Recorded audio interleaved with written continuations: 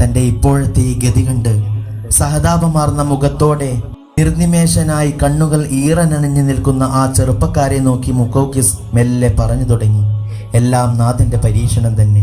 ഭൂമിയിൽ വരുമ്പോൾ ആരും ഒന്നും കൊണ്ടുവന്നിരുന്നില്ലല്ലോ. ശ്വസിക്കാനുള്ള വായു, കുടിക്കാനുള്ള വെള്ളം, വെളിച്ചം നൽകാൻ സൂര്യൻ, കഴിക്കാൻ ഫലവർഗ്ഗങ്ങൾ, എല്ലാത്തിലുമുപരി സുഖദുഃഖങ്ങളിൽ പങ്കാളിയാകാൻ ഒരീണ, പൊന്നുമക്കൾ, ഒപ്പം അധ്വാനിക്കാൻ പകലുകളും വിശ്രമിക്കാൻ രാവുകളും തന്നു. എല്ലാം അവൻ്റേത് തന്നെ. സ്വന്തമെന്ന് പറയാൻ ആർക്കും ഒന്നുമില്ലല്ലോ, സ്വന്തം രക്തം വരെ.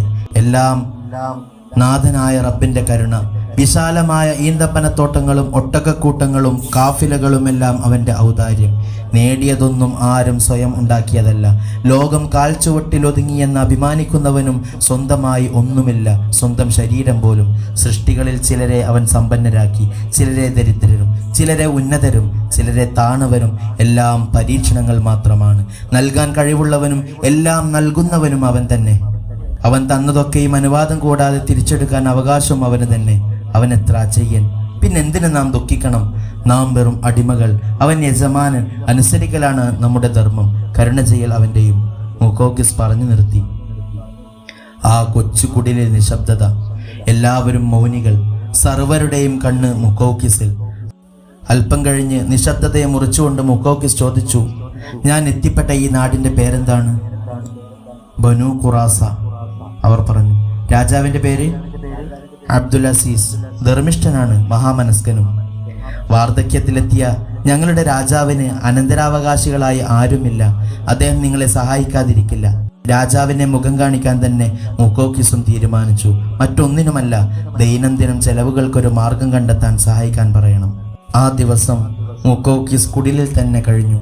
ക്ഷീണം മാറി ആരോഗ്യം വീണ്ടെടുത്തു തുടങ്ങി. എന്നാൽ ഭാര്യയും മക്കളും ആഴിയുടെ അഗാധതയിൽ മുങ്ങിത്താഴുന്നതിലുള്ള വേദന മാനസികമായി അദ്ദേഹത്തെ വല്ലാതെ തളർത്തിയിരുന്നു. അടുത്ത ദിവസം രാജസന്നിധിയിലേക്ക് പോകാൻ തയ്യാറെടുക്കുകയായിരുന്നു മുക്കൗക്കിസ്. മത്സ്യം പിടിച്ച് വിറ്റ് ഉപജീവനം കഴിക്കുന്ന നല്ലവരായ ആ സുഹൃത്തുക്കൾ കുടിലിലുണ്ട്. കഴിഞ്ഞ ദിവസവും മുക്കൗക്കിസിനൊപ്പം അവരെല്ലാം ഉണ്ടായിരുന്നു. മുക്കൗക്കിസ് വളരെയധികം നന്ദിയോടെ അവരെ നോക്കി. നിങ്ങളുടെ സ്നേഹത്തിനും സഹകരണത്തിനും നാഥൻ പ്രതിഫലം നൽകട്ടെ. ഒരു ദിവസം നിങ്ങളോടൊത്ത് കഴിഞ്ഞെങ്കിലും നിങ്ങളെ പൂർണ്ണമായി പരിചയപ്പെടാൻ എനിക്ക് കഴിഞ്ഞില്ല. എൻ്റെ മനസ്സ് ഇപ്പോഴും സ്വസ്ഥമായിട്ടില്ല. അതുകൊണ്ട് ഉപചാരങ്ങളൊക്കെ മറന്നതാണ്. ഓരോരുത്തരും സ്വയം പേര് പറഞ്ഞ് പരിചയപ്പെടുത്തി. കൊട്ടാരത്തിലേക്ക് എൻ്റെ കൂടെ വരുന്നത് ആരൊക്കെയാണ്? അസ്ലമയും അബു ഫായിസയും. നേരം വെളുത്തു വരുന്നതേയുള്ളൂ. ബാക്കിയുള്ളവരോട് യാത്ര ചോദിച്ച് മുക്കൗക്കിസ് അസ്ലമയുടെയും ഫായിസിന്റെയും കൂടെ കുടിലിൽ നിന്നിറങ്ങി.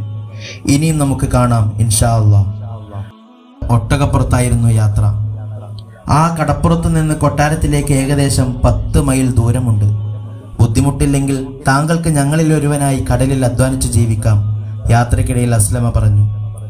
അൽഹംദുലില്ലാ, എനിക്ക് സന്തോഷം. ജീവിത ചെലവ് കണ്ടെത്താൻ ഉതകുന്ന ഒരു തൊഴിൽ വേണമെന്നേ എനിക്കുള്ളൂ. അത് മത്സ്യബന്ധനമാണെങ്കിൽ അങ്ങനെ, അല്ലെങ്കിൽ മറ്റേതെങ്കിലും തൊഴിൽ.